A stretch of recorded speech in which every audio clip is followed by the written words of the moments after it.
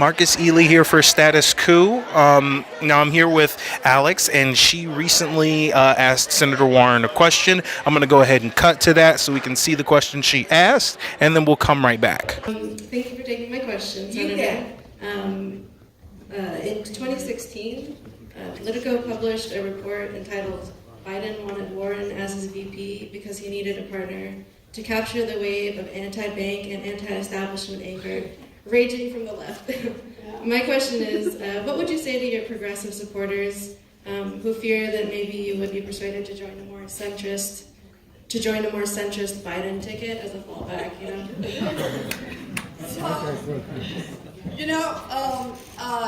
I didn't read the particular article that you've read the headline from, but let me say this. I have been fighting the banks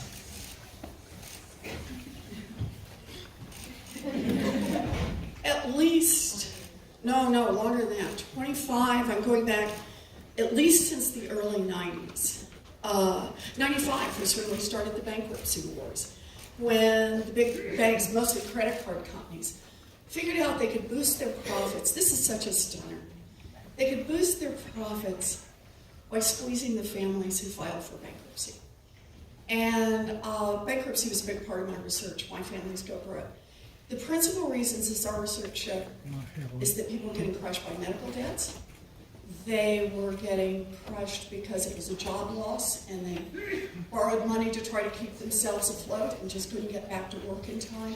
Or there was a death or divorce in the family and it just lost the income, went into debt, and all of those tangled in with, frankly, they got cheated, a lot of them, on credit cards that looked like 2% interest rate and turned out to be 52% interest rate. So I got in those fights and I've been in those fights ever since. For me, it's always been about trying to find the most effective way to fight back against giant financial institutions that just the ones that want to try to boost their profits by squeezing people harder, by tricking them, by trapping them, by fooling them. And I've stayed on them. I do this every day in the United States Senate. I try to hold all corporate executives accountable, but since I sit on the banking committee, one of the groups I get to have pay special attention to are the banks. I torched the CEO of Wells Fargo so badly the guy had to resign. And that was okay with me. I thought it was the right thing to do. So all I can say is, look at my history. If I have, if I'm a secret friend of these guys, someone needs to tell them. Because we've been in this, and do understand this, because I actually think this is an important part of it. I do not want to close down the banks. I don't want to close down finance. I understand how finance works. Finance is an important part of keeping our economy going. I just want a level playing field. I just want a playing field where people don't get cheated. I just want a playing field where the big banks have not figured out, if we can trick you in this particular way, then we can boost our profits up. So for me, I used to make this argument over and over, and I'll make it again.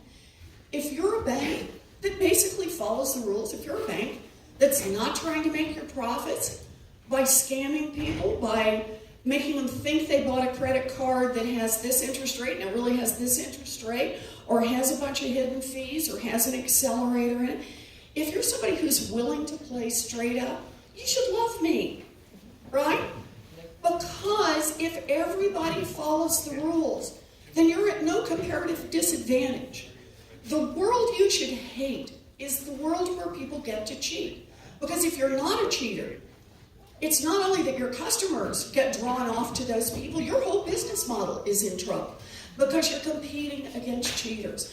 What I want markets that are level playing fields, that people can walk in, they can know what it is they're getting, and then they make their own decision. And look, some people make good decisions, some people, I get it, sometimes may not make good decisions, but that's for them to do. The job of the government, the job of the regulator, should be to make sure that it is a level playing field. And that's what I fight for every day, and I've been doing it for a long, long time. And I'm going to keep right on doing it. So how's that? Good. So, did you feel like Senator Warren's answer to your question satisfied, even fit the framing? You know, I want to give her the benefit of the doubt. It's possible she forgot that I asked a question, but she did. Yeah, she definitely did not answer the question that I asked at the end. She kind of moved around the beginning of my question and talked about, how she did with banks, and that's, I understand that it's a very, it's a candidate stump speech. You kind of have to pivot, but yeah, she definitely didn't answer my question. Yeah. What would she have had to say to kind of satisfy that for you?